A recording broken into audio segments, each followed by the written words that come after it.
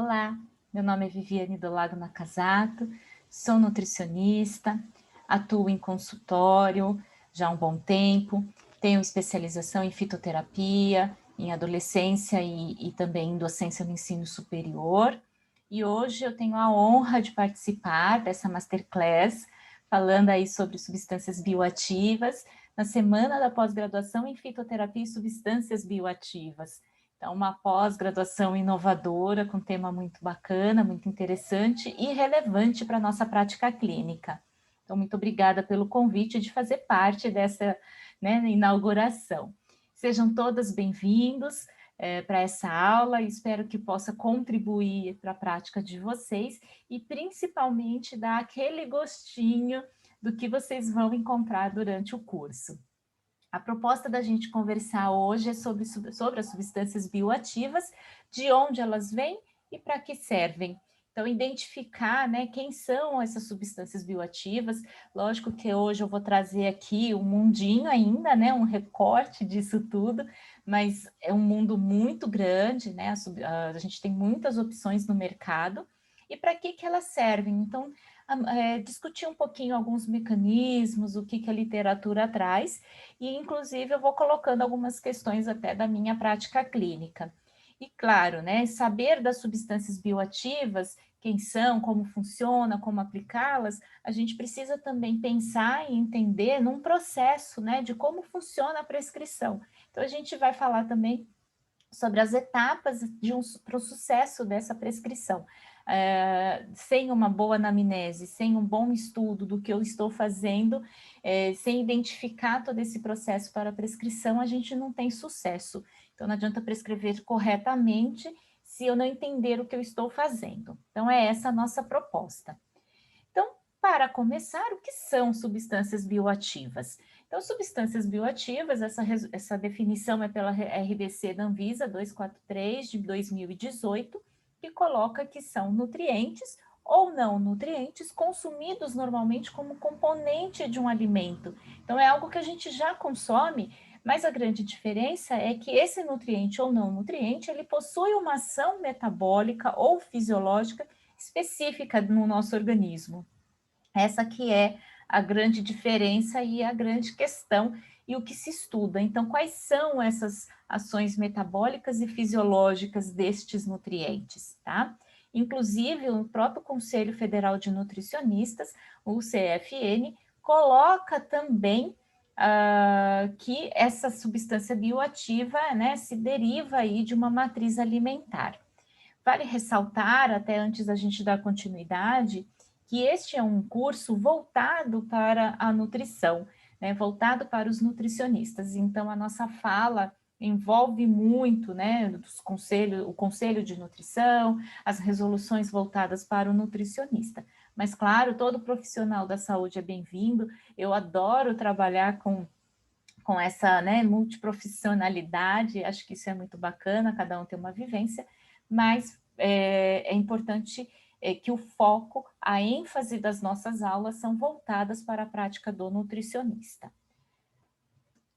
Então, para a gente entender aí, né, para tentar organizar as ideias, né, com relação às substâncias bioativas, existe a Instrução Normativa número 28 de 2018, que ela estabelece as listas de constituintes, né, de limites de uso e alegações que podem ser colocadas no rótulo, né, na rotulagem complementar de suplementos alimentares.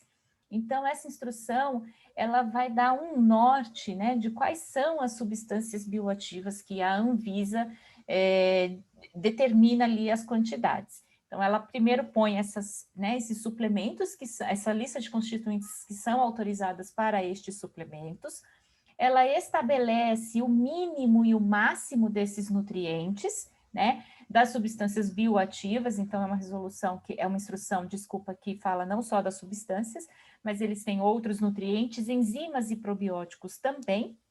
Se não constar nessa instrução normativa esse limite mínimo e máximo, é a indústria, né, é o fabricante que vai definir, e aí também ele lista, né, quais são as alegações que podem estar inclusas aí, né, podem estar colocadas nesse rótulo, né, na rotulagem. E aqui é um exemplo, né, de como que é a tabela que tem nessa instrução normativa. Então, veja, a gente tem na primeira coluna as substâncias bioativas, a unidade que está, e aí para cada, né, para os grupos populacionais. Então, eles definem aí, dividem as idades, gestante e lactante também entra aqui, e aí tem nessa instrução uma tabela de limite mínimo, a tabela de limite máximo. E aí a gente consegue fazer essa consulta aqui, tá? Então, tem todos aqui, eu deixei os que são, né, as substâncias bioativas, que nós vamos comentar aqui de algumas delas. Importante falar também que essa instrução normativa tem essas substâncias bioativas, mas o nutricionista não se limita a estas, né, substâncias. Então, é um mercado muito grande, a cada dia aparece uma coisa nova aí, né, e a gente tem que acompanhar. E a gente pode também utilizar outras substâncias bioativas que não estão dentro dessa instrução normativa e prevista no nosso conselho, nas nossas resoluções. Quais os cuidados que nós devemos ter quando não existe, né, numa instrução normativa? A fonte, os estudos científicos, o que a literatura fala dessa substância, quais são os mecanismos, se existem estudos também de segurança, né, não só de eficácia, mas de segurança de uso dessa substância, e principalmente para aquele público que eu vou trabalhar, que eu vou utilizar, né? Então, isso é muito importante. Em 2020, em novembro de 2020, vem a instrução normativa 76, que na verdade ela dá uma atualização da lista de constituintes, alegações e da rotulagem complementar desses suplementos. Então, ela complementa, ela atualiza a instrução normativa que eu acabei de mostrar, tá? Então, não é revoga, não é nada, ela atualiza. Então, a gente tem que ter as duas de cabeceira, que eu costumo dizer. Então, vamos começar aí a falar destas substâncias, quem elas são. Então, o ômega 3. Antes de começar, eu acho que é super importante também, a minha proposta aqui não é passar para vocês, até por conta do tempo que a gente tem nessa aula, não é falar sobre a prescrição, como que faz, tudo, mas realmente mostrar para vocês que existem muitas possibilidades com estas substâncias para os nossos pacientes, para o nosso atendimento clínico, tá? Então, é essa a maior proposta, o maior objetivo dessa aula, é fazer essa apresentação. Então, vamos falar um pouquinho do ômega 3. Então, quando a gente olha aqui, né, nesse trabalho, e vários trabalhos mostram a grandes benefícios com o uso do ômega 3, as principais alegações colocadas é redução aí do risco de uma arteriosclerose e cardioproteção. Então, vejam que interessante, né? A gente tem a atuação do ômega 3 em vários podemos dizer assim, em vários momentos aí, né? Então, primeiro lá no fígado, podendo trabalhar com o manejo desses lipídios, né? Então, diminuindo o VLDL, diminuindo triglicerídeos séricos, isso nessa produção, nesse contexto ali do fígado. A gente tem também a utilização do ômega 3, quando ele vai reduzir, então, a quantidade, né, o de ácido araquidônico. Se a gente pensar que na cascata de ômega 3 e ômega 6, quando a gente tem esse equilíbrio e eu consigo ter aí uma quantidade adequada de ômega 3, visto que o ômega 6 a gente consegue muito mais fácil, né, na nossa alimentação, o ômega 3 ele já é mais difícil de atingir muitas vezes, por isso que existe o desequilíbrio entre 6 e 3, tem maior consumo do 6, e nessa cascata, o 6, ele tem maior produção de quem? Dos ácidos araquidônicos, né? Então, como componente ali que sobra. E o ácido araquidônico está relacionado com as prostaglandinas, leucotrienes mais inflamatórias. Então, o ômega 3 conseguiria aí diminuir esse ácido araquidônico, diminuindo também a inflamação. Por isso que estaria relacionado com menor aí processo inflamatório. Também conseguiria uma melhora aí na síntese de óxido nítrico, o que a gente conseguiria, então, melhorar a função endotelial, diminuir, melhorar, né, a questão da infiltração de macrófagos, que piora o quadro da dislipidemia, né, e que vai facilitar as placas aí de ateromas nas artérias, e no coração, propriamente dito, nos canais de cálcio, podendo também aí contribuir diretamente lá no coração. Então vejam que interessante, ele consegue fazer uma atuação em vários momentos aí, tendo uma ação então de sendo, né, considerado um cardioprotetor. Aqui é um estudo que eu trago muito interessante que mostra a relação dos ômegas 3, né, do ômega 3, desculpa, na microbiota intestinal, né? É um trabalho que ele fala especificamente aqui de Alzheimer, mas é bem interessante porque se a gente pensar no ômega 3, com a possibilidade que ele tem de atravessar a barreira hematoencefálica, visto que a gente também conhece o quê? Já a relação, né, esse eixo intestino, cérebro, e se esse eixo ele é bidirecional, então ele tem efeitos do intestino para o cérebro e do cérebro para o intestino, a gente consegue que maior quantidade de ômega 3 atravesse a barreira hematoencefálica, também consiga diminuir a neuroinflamação. Então, ele também pode contribuir para uma neuroproteção. Isso é muito legal. Então, essa relação bidirecional está aqui nessa figura, mostrando que essa relação é com o que a gente come e com o que a gente tem aí em nível cerebral, e também a possibilidade de que uma disbiose pode piorar o quadro, né, de inflamação, e uma eubiose, né, então mantendo essa microbiota mais rica, né, com as bactérias, a gente consegue maior produção de ácidos graxos de cadeia curta e redução dos fatores inflamatórios. Então, muito interessante essa proposta.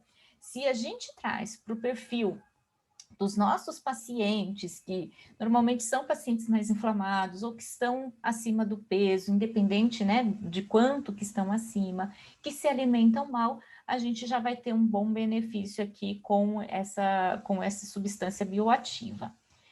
Segundo que eu trago aqui são os fitoesteróis, né? Então, também bem colocados na literatura, e alguns trabalhos até mostrando não somente o uso isolado dos fitoesteróis, mas quando eles são associados aos tratamentos, né, para redução desses lipídios.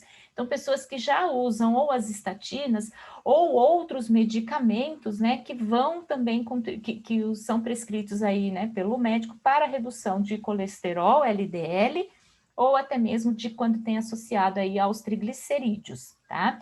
Então, normalmente 2 gramas por dia já tem uma redução aí de aproximadamente 10% da LDL colesterol.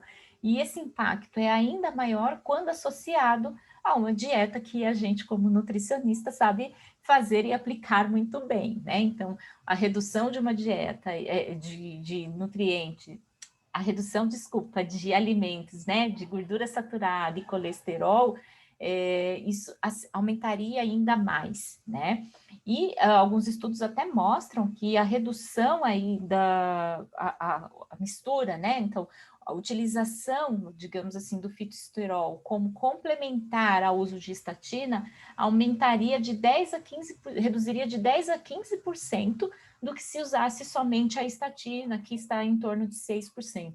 Então, é bem interessante, tá?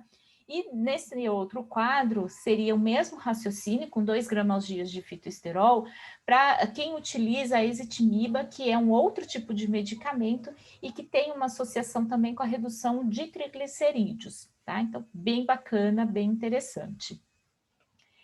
O próximo é o licopeno. Então, o licopeno é um carotenoide sem atividade da provitamina A, né?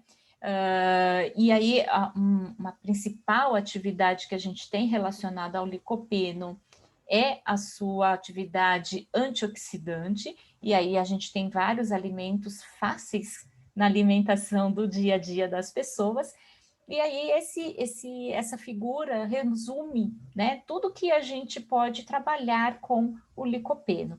Então, o primeiro, né, item que a gente tem aqui é esse efeito anti-obesidade, né? Então, ele conseguiria aí, por essa ação anti-inflamatória, né, por essa propriedade anti-inflamatória e antioxidante, conseguir, né, contribuir para a melhora do nosso paciente. Novamente, né? Se a gente pensar no paciente que está acima do peso, que tem uma má alimentação, que tem essa quantidade de gordura que causa uma inflamação de baixa intensidade, mais crônica, né, usar, né, ter essas estratégias com esses alimentos, com essas substâncias bioativas, antioxidantes, vai beneficiar e vai contribuir para uma redução de risco, né, das doenças associadas, das comorbidades associadas a essa obesidade. Também colocado na literatura seu efeito antidiabético, então também é bem interessante, pela mesma atividade, inclusive relacionada aos órgãos aí que a gente tem, né? Então, rim, pâncreas, no caso de um paciente com diabetes. Vale também ressaltar que as propriedades químicas são várias e que também vai depender do quê? De como que a gente apresenta esse licopeno, como se a gente utiliza esse licopeno, então a extração, a microbiota, a fermentação, tudo isso vai fazer uma diferença na biodisponibilidade no ser humano. Então, a gente precisa também da alimentação, muitas vezes o que a gente consome, pouca coisa é biodisponível. Por isso que, né, a gente tem aí de 10 a 30% desse licopeno é absorvido. E por isso que a gente ou vai utilizar na forma de suplemento, ou a gente tem algumas estratégias aí para pensar em melhorar essa microbiota, em algumas estratégias gastronômicas para a gente, né, da gastronomia, para a gente tentar deixar esse licopeno mais biodisponível. Dentro aí, né, dos carotenoides, a gente tem a luteína e a zeaxantina, que está muito relacionada aí com a questão ocular, né, então, principalmente com a degeneração macular vinda da idade. Então, o que os estudos mostram é que, e principalmente a luteína, depois vem a zeaxantina em quantidade, né, de capacidade disso, de filtrar a luz azul. Sabemos que essa luz é a que prejudica, né, a visão aí, né, a qualidade dessa visão. Então, que a luteína e a zeaxantina poderia contribuir, né, prevenir aí esses prejuízos. E a gente sabe que a doença macular relacionada à idade, e várias vezes a gente vai comentar que tem coisa que é relacionada à idade e essas substâncias bioativas podem contribuir, porque a idade é algo que é um fator não modificável, a gente não modifica, vai envelhecer de qualquer jeito, mas a alimentação é um fator modificável, então a gente tem um grande aliado aí a esses, né, não modificáveis, então vamos aproveitar. Então, a doença macular relacionada à idade, o que acontece aí? A gente tem a hipótese que é oxidativa, né, e a insuficiência vascular na circulação coroidal, o que vai prejudicar. A luteína e a zeaxantina, por sua vez, são carotenoides potentes que podem diminuir, então, o risco da progressão, na verdade, ela não vai prevenir a doença, porque é o que eu falei, é da idade, mas o seu consumo diminui a progressão, então vai demorar muito mais para chegar no estágio avançado. E lógico que entraria aí também outros nutrientes interessantes considerados antioxidantes também. As catequinas do chá verde, bem conhecida também, o chá verde é uma excelente opção, muito interessante até a utilização do chá verde, e é muito fácil até de adesão, seja porque ele já foi aí o queridinho, é muito divulgado em mídia, tudo, então é mais fácil de adesão porque as pessoas já conhecem, mesmo com o sabor amargo, tudo. Mas hoje a proposta é falar aqui das catequinas, que são aí os principais componentes, a principal substância bioativa do chá verde. E vejam nessa figura o tanto de ações propostas que temos das catequinas. Então, elas vão desde cardioprotetoras, por quê? A gente pode pensar nesse cardioprotetor até como macro, porque contribui para a síndrome metabólica, ela contribui como antiobesidade, antidiabética, hepatoprotetora, neuroprotetora. Então, a gente tem várias ações aí que podem chamar as catequinas de cardioprotetoras também. E fora isso, a gente tem também outras atividades bem interessantes, antibacteriana, antiviral, anticâncer, né, que também aí deixa as catequinas com pontuação boa aí de substância bioativa interessante. Curcumina, também não dá para a gente não falar de curcumina. Então, aqui nessa figura, vejam, eu não vou ler toda a figura, mas, claro, né, a gente está falando aqui mais rapidamente, mas durante as aulas da pós-graduação, a gente vai esmiuçar todas essas informações e como a gente pode aplicar isso, entender melhor todos esses mecanismos. Mas aqui, só para a gente ter uma ideia de quanta atividade, né, a curcumina é estudada. Então, desde das questões aí com relação ao câncer, doenças virais, mas vejam quantas doenças inflamatórias nós temos aqui nessa parte, que tem relação aí com os nossos atendimentos, né? Muito comum da gente ter. Então, doença de Crohn, úlcera, gastrite, inclusive por H. pylori, osteoartrite, desculpa, enrolou aqui. Que mais? Artrite reumatoide. Então, a gente tem várias patologias que a cúrcuma tem indicação, né? A curcumina, no caso aqui, como substância bioativa. A gente tem estudos mostrando nas doenças metabólicas, e aí entra, né, os pacientes com diabetes, então esse controle glicêmico. Tem também até por doenças de pele, então vitiligo, psoríase, tem diretamente em doenças cardiovascular e outras mais, até mesmo, novamente, doença neurodegenerativa. Então, vejam que as substâncias bioativas têm muitas indicações interessantes, aí a gente vai chegar ali em envelhecimento, então é muito bacana, e que se a gente conseguir que faça parte do dia a dia dos nossos pacientes, então não é prescrever um monte de coisa ao mesmo tempo, mas o quanto que a gente vai conseguir de sensibilidade, o que eu posso colocar na forma de alimento, o que é impossível pôr como alimento por vários motivos, independente do motivo, aí eu vou encapsular, o que eu vou fazer? A ideia não é encapsular tudo, mas é entender essas substâncias bioativas aqui, como ela pode vir na alimentação também. A gente tem os polifenóis das uvas. Então, os polifenóis já ficou muito conhecido, né, por conta da ideia de se consumir o vinho.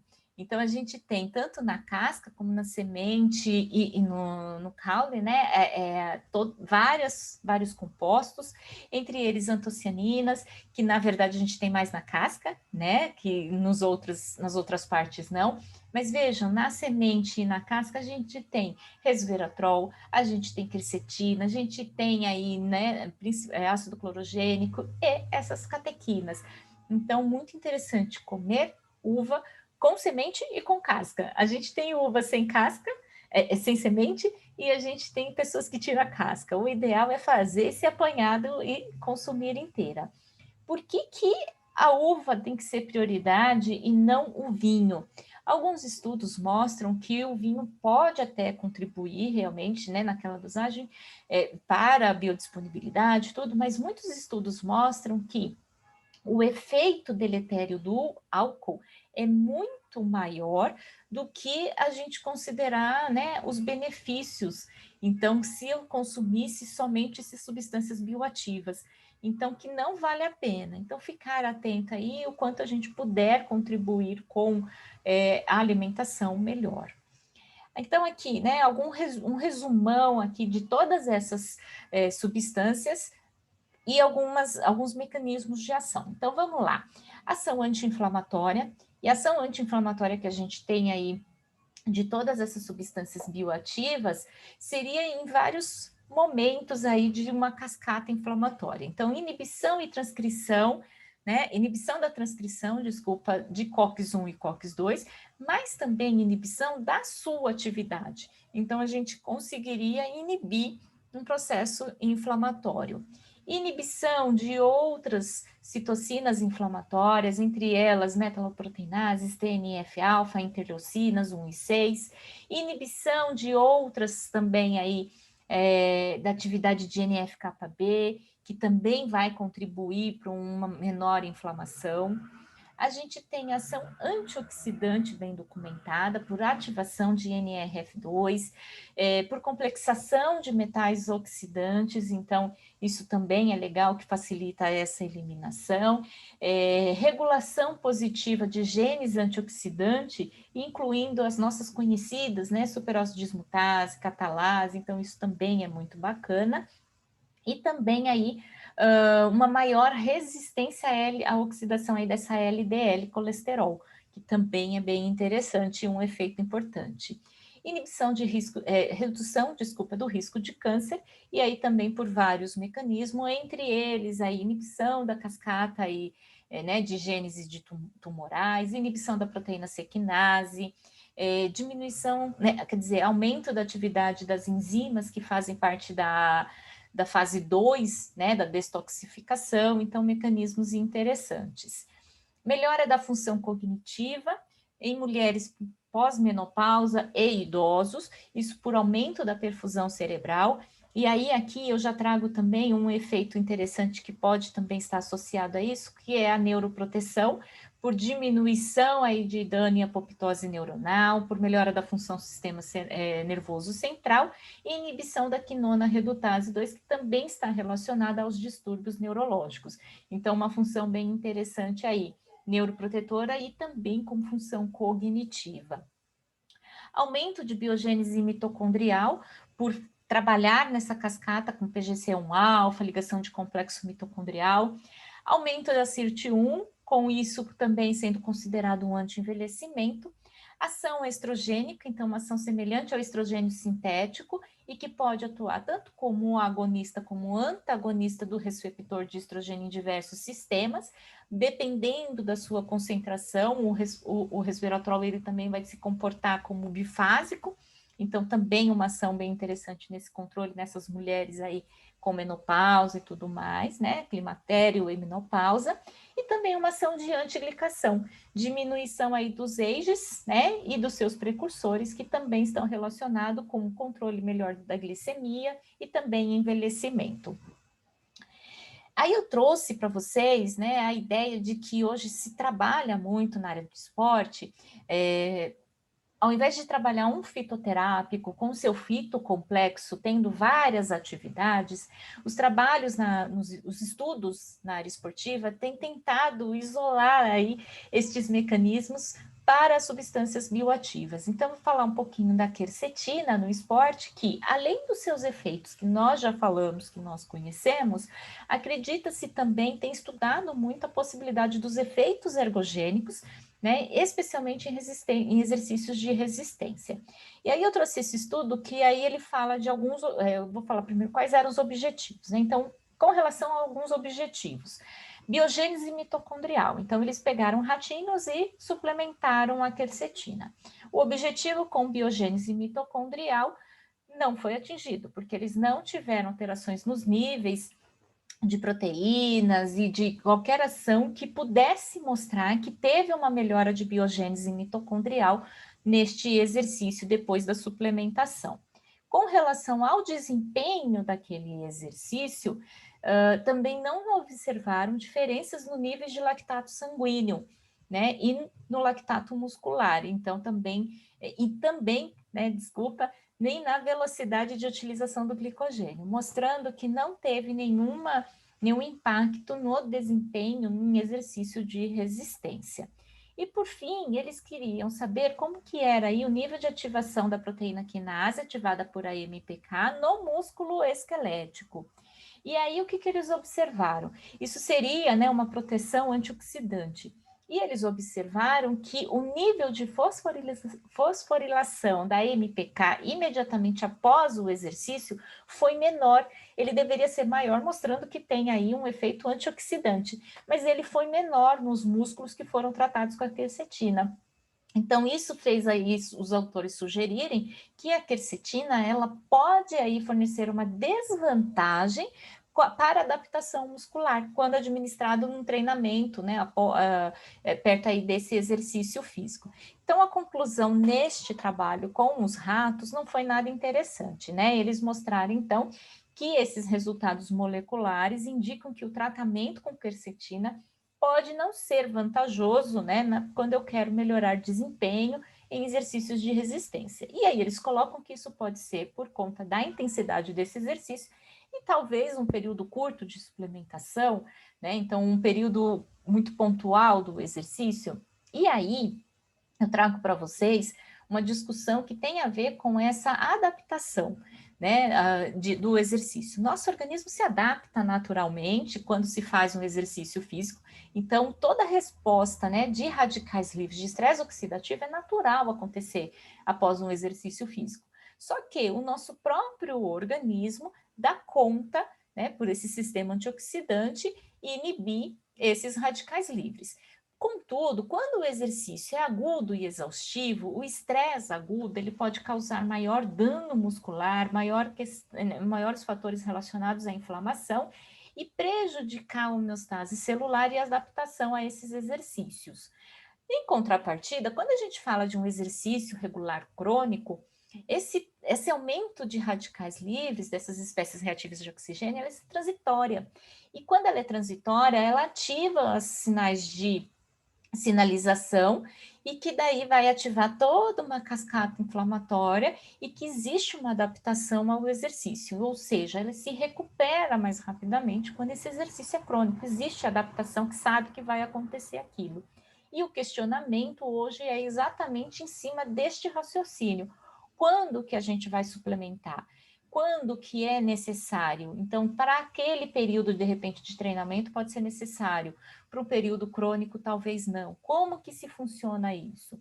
E aí tem até um trabalho interessante, que depois a gente pode desmiuçar também, na aula a gente fala mais dele, é que quando a gente tem uma alimentação rica em antioxidantes, vinda dos próprios alimentos, a chance de dar certo neste raciocínio é muito maior do que a suplementação, porque a chance de uma suplementação exógena de antioxidante pode levar a um efeito pró-oxidante. E aí a gente tem um grande problema de como a gente avalia tudo isso. A gente tem também os glicosinolatos, que é a parte bioativa, né? Então, é biologicamente aí inativo, desculpa, que eles são produtos aí do isotiacinato. Então, a gente tem o seu efeito interessante quando quimioprevenção e também inibindo a inflamação. Então, aqui nesse esquema, ele mostra que, né, quando a gente fala aí em prevenção, em proteção, a gente está falando principalmente porque toda essa cascata aumenta aí o potencial antioxidante das enzimas e principalmente a fase 2 de detoxificação. Então, evitando aí acúmulo de substâncias xenobióticas. E no lado, né, que a gente tem aqui da inflamação, então reduziria a inflamação por reduzir TNF-alfa, COX-2, inox e a interleucina 6, que são fatores inflamatórios. Então, também aí parece bem interessante a utilização aí do isotiacinato. Beta-glucana da aveia, muito conhecida, e eu acho bárbara porque é uma opção muito fácil de trabalhar até na forma como alimento, de incluir, porque a gente fala principalmente no farelo de aveia, uma grande concentração de beta-glucana, então mesmo quem não gosta consegue ter aí a gente consegue colocar porque ela não traz sabor, então é bem interessante. E quais são os resultados? Com relação à hiperlipidemia, ela tem aí, né, os estudos mostrando uma redução dos níveis de LDL. Então, 3 gramas de beta-glucana poderia aí reduzir de 5,3 a 5,6 do LDL colesterol e sem efeito significativo sobre HDL, o que é interessante, porque às vezes reduz e reduz tudo. E aí aqui a gente pode até trabalhar, né, se faz exercício físico, esse HDL vai ser maior ainda, e também sem alterar os triglicerídeos. Então, aqui, para quem já tem um triglicérides elevado, talvez ela não vai conseguir contribuir para os dois ao mesmo tempo, mas temos outras estratégias. Mas para o LDL, ela tem uma ação muito interessante. Temos uma ação interessante dela também na glicemia em pacientes com diabetes. Então, de 4 a 8,4 gramas de beta-glucana no controle pós-prandial. E principalmente, a gente sabe que os pacientes com diabetes têm, às vezes, uma grande dificuldade com o desjejum, né, em manter essa glicemia aí de jejum. Então, ela poderia contribuir com isso, e acima de 6 gramas dia é uma dose suficiente para a redução de glicemia e insulina. Então, se ficar difícil para a introdução desses 6 gramas dia, aí a gente poderia pensar em encapsular. Mas eu vejo na prática clínica que é uma quantidade que, se a gente distribui na alimentação, tudo, né, às vezes a gente faz a própria preparação e pode colocá-la. É super tranquilo de se conseguir. A coenzima Q10, ubiquinona, com um efeito aí muito interessante quando a gente pensa em longevidade. Então, ela tem... Por que isso? Porque ela tem um papel fundamental no metabolismo celular, e a gente sabe, novamente, olha aí um fator não modificável, que com a idade existe um declínio desse metabolismo celular e da síntese, na verdade, existe com a idade um declínio, né, da síntese endógena da coenzima Q10, o que faz muitas vezes a necessidade da suplementação. Pacientes que utilizam também alguns medicamentos, estatinas, para redução de colesterol, muitas vezes diminui também a sua produção, a sua síntese, e pode merecer também a suplementação. Ela tem uma potencial aí, né, ação antioxidante e anti-inflamatória, em PCR, interleucina 6 novamente, em TNF-alfa. É um cofator essencial na síntese de pirimida e que está envolvida aí na replicação e reparação de DNA, o que é bem interessante para a gente também e que está relacionado com o envelhecimento também. Também nesse outro trabalho, né, nesse trabalho, ele tem essa figura mostrando o quê? O quanto a suplementação de coenzima Q10 pode ter aí alguns alvos terapêuticos, como, né, a doença cardiovascular, diabetes tipo 2, função renal e fígado, tá? Então, uma contribuição aí, uma potencial consequência dessa suplementação. Tá? Então, para pacientes que têm aí, né, um estresse oxidativo mais elevado, que tem aí um grau de inflamação que a gente percebe, pode ser realmente bem interessante. E nessa outra figura, para mostrar para a gente aqui, quais são aí os alvos também, outros alvos que a gente tem, né, outras ações, atividades colocadas pela enzima Q10, então, novamente, pela saúde cardiovascular, temos também sistema imune, sistema nervoso, complicações reduzidas, né, decorrente aí do diabetes, de uma glicemia, de um controle glicêmico não adequado, questões do câncer, enfim, né, estresse oxidativo, regeneração muscular, então também no esporte tem sido muito estudada justamente por essa questão de metabolismo celular, então algumas atividades interessantes. Nesse outro, falando especificamente do processo de envelhecimento, ela podendo aí contribuir também, novamente, né, com todas essas questões da mitocôndria, que no envelhecimento está prejudicado. No envelhecimento a gente tem diminuição da atividade antioxidante e aumento do estresse oxidativo, então ela viria aí para contrabalancear esse processo, né? Então, desde o processo aqui higiênico, da redução diminuição aí dessa oxidação celular, então bem interessante. Temos a timoquinona, presente na nigela sativa, cominho preto, bem interessante também, com umas respostas bem interessantes. Essa figura pode não estar muito bonita aí para vocês, mas ela é muito interessante, porque ela mostra aí, né, ela faz um resumão bem legal de quais são os mecanismos relacionados aí com essa substância, né? Então, no geral, ela está relacionada com diminuição de risco cardiovascular, com melhora aí da pressão arterial, porque ela faz uma redução de pressão sanguínea, né? E isso tem um efeito antioxidante, um efeito diurético, então são vários, né? Seja pela bomba de cálcio, seja por mecanismos aí metabólicos e hormonais da suprarrenal.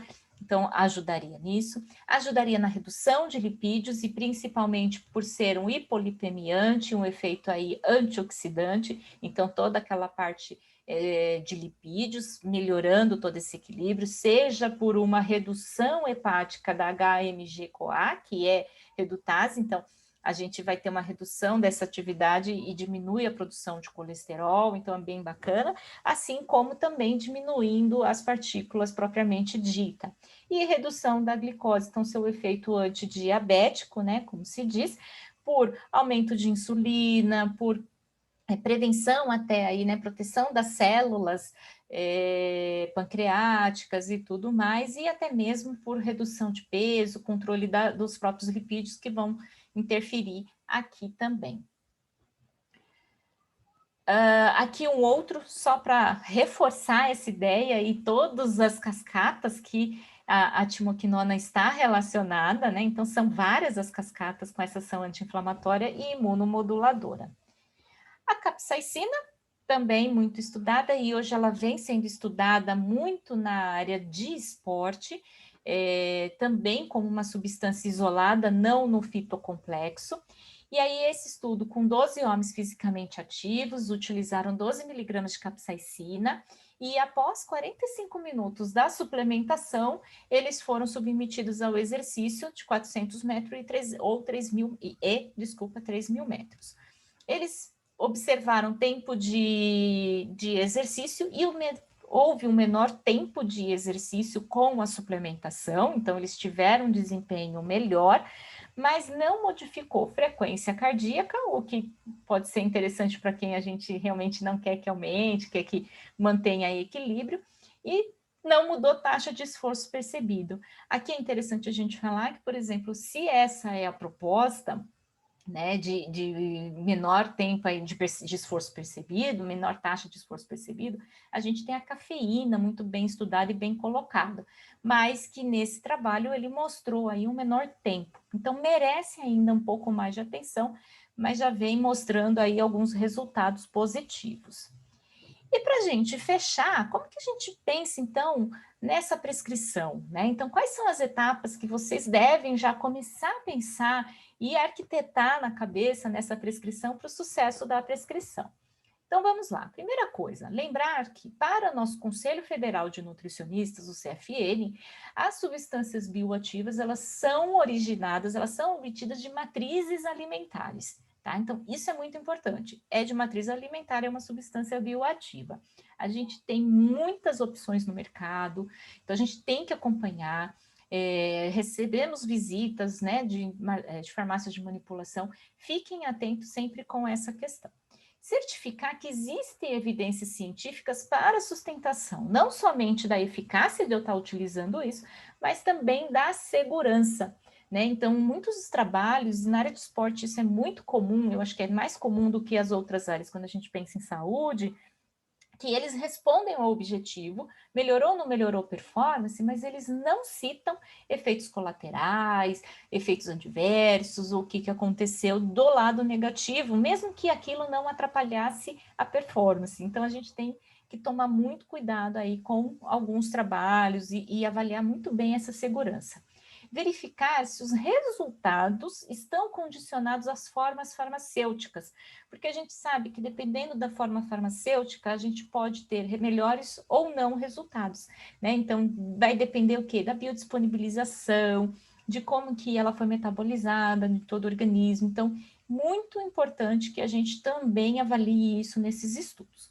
Compreender quais são os mecanismos de ação propostos para aquela indicação, porque quando eu tenho uma substância bioativa, eu entendo o mecanismo, fica muito melhor, muito mais fácil eu identificar qual substância eu vou prescrever para aquele paciente. Eu consigo individualizar e não pensar no macro. Ajuda na redução de risco de doença cardiovascular. Mas qual mecanismo? Esse mecanismo vai ajudar o meu paciente ou não? É disso que ele precisa ou não? Conhecer contraindicações, efeitos adversos, riscos de toxicidade, interações, não só interação com medicamentos, mas interação com alimentos, qual o melhor horário de consumo, ou com outras substâncias bioativas que esse paciente esteja consumindo.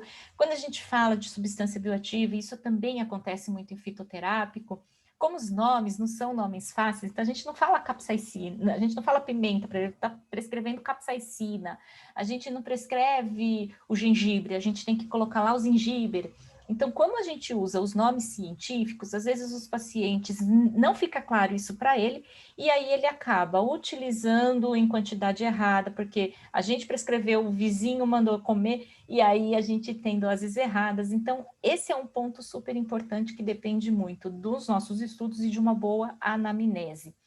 Avaliar se existe no mercado a comercialização da forma que você quer prescrever. Porque às vezes naquela, vou usar essa, mas não era o que eu queria, ou porque não tem a dosagem, ou porque não tem a forma farmacêutica que eu gostaria, e aí não fica adaptado aos nossos pacientes. Super possível a gente fazer essa adaptação e necessária também. Considerar os aspectos relacionados ao controle de qualidade, então, seja industrializado ou numa farmácia de manipulação, é super importante que a gente se atente a esses processos e tenha segurança para isso, e analisar custo-benefício, né? Porque às vezes é muito caro o tratamento e o que eu vi no meu estudo era lá, para o estudo é significativo, mas para a minha prática clínica, meu paciente tem possibilidade de fazer o tratamento, de aderir ao tratamento, essa adesão eu vou além, não só de custo, mas é possível, tem sabor, ele consegue, ele esquece, que hora que ele vai usar. Então, uma prescrição, ela depende de vários fatores, não é só eu conhecer essas substâncias bioativas, mas eu saber colocá-las, então pensar num protocolo, fazer tudo direitinho, um checklist de todas essas informações para que a gente tenha sucesso na nossa prescrição, que o objetivo seja atingido e que fique nós e o paciente feliz, tá? Pessoal, eu agradeço muito a oportunidade, espero ter contribuído um pouquinho, né, dando gostinho aí do que espera essa pós-graduação, né? Então, esse início aqui realmente é para a gente brilhar os olhos, porque tem muita informação para ser colocada ainda, a gente nem abordou aqui a forma de prescrição, dose, como se usa, mas era realmente a proposta da aula falar sobre quais são as principais, né? Existem mais, mas as substâncias bioativas, para que elas servem, como que a gente pode conhecê-las. Muito obrigada. Não percam a próxima aula com a professora Sula de Camargo, coordenadora do curso, imperdível. Aproveitem. Um grande beijo. Até a próxima.